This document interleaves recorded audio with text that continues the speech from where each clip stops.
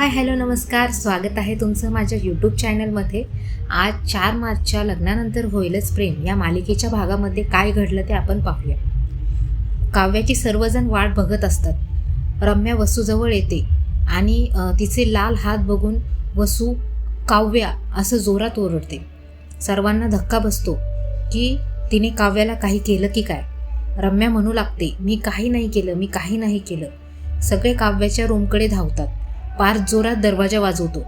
पार्थ रम्याला म्हणतो, माझ्या काव्याला काही झालं तर मी तुला सोडणार नाही. काव्या दरवाजा उघडते. तिला काही झालेलं नसतं. ती म्हणते, सगळे इथे काय करताय? नंदिनी म्हणते, तू एवढा टाईम का लावला दरवाजा उघडायला?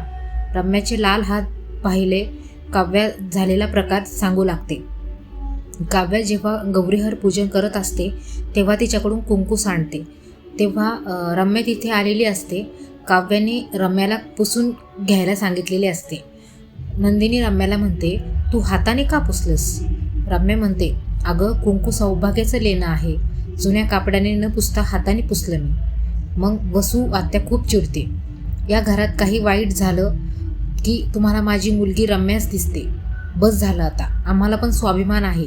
यापुढे आम्ही कोणत्याच सोहळ्यात सामील नाही होणार. चल रम्या. रम्या नाही म्हणते. विक्रम रम्याची माफी मागतो. सगळे परत मंडपमध्ये जातात. मंडपमध्ये नंदिनी आणि काव्याचे आगमन झालेले असते. पार्थ आणि जीवा एकटक आपल्या नवऱ्यांकडे बघत असतात. चौघेही खूप इमोशनल झालेले असतात. त्यांना आत्तापर्यंतचा प्रवास आठवतो आणि आज फायनली तो प्रवास लग्न मंडपापर्यंत आल्यामुळे आनंद अश्रू आलेले असतात. त्या दोघी स्टेजवर येतात. मिथुन काका आणि युगने मध्ये अंतरपाठ धरलेला असतो आणि हा एपिसोड इथेच संपतो. पुढील भागामध्ये आपल्याला पाहायला मिळणार आहे की जीवानंदिनी आणि काव्यार्थची सप्तपदी. जीवा नंदिनीला मंगळसूत्र घालताना दिसत आहे आणि पार्थ काव्याला मंगळसूत्र घालताना दिसत आहे.